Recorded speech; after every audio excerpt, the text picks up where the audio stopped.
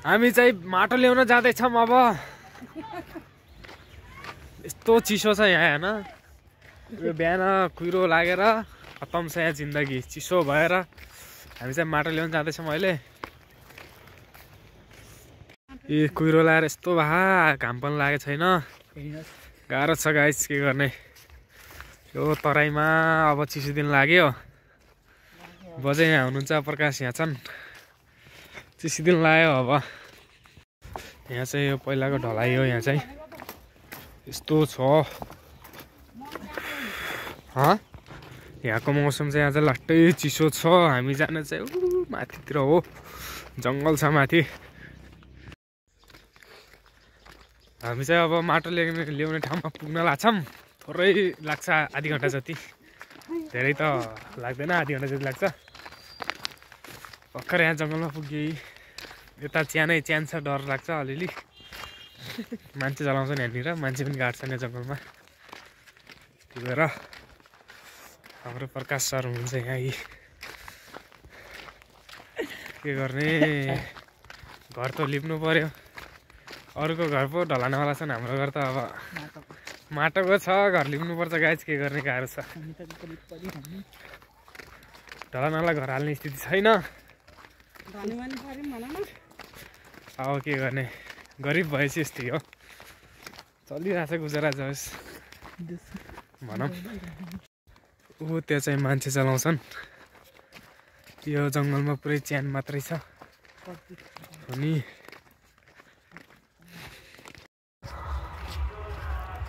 उतै पारी चाहिँ मौसम लागिरहेछ। हामी चाहिँ यहाँ माटो ल्याउन आइरहेछौँ है। त्यो देख बजिरहेछ। घामको छाया गाउने कलाकार आउनु भएको रहेछ। उहाँले गीत गाइराख्नु भएको छ। हामी चाहिँ माटो ल्याउन आइहाल्छ के गर्ने। यसो हेर्न चाहिँ गइन्छ। आज नजाने अब 4-5 गतितिर हुन्छ होला कोही। 4 त आज भइगयो कि होइन। 6 गते हुन्छ मौसम हेर्न कोही।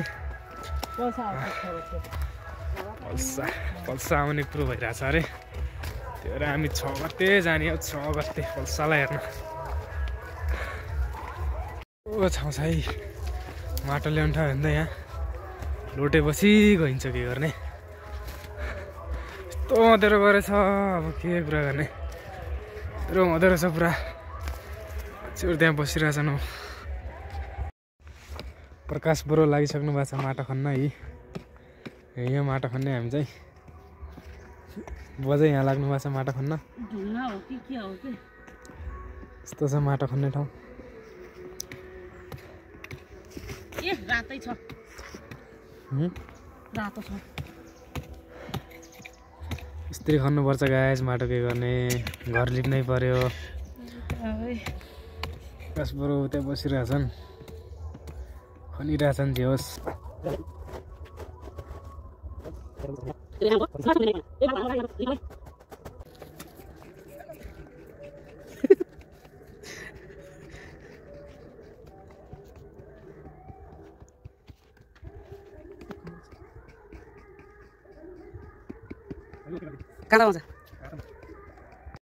हामी चाहिँ माटो बोकेर हिँड्यौँ अब।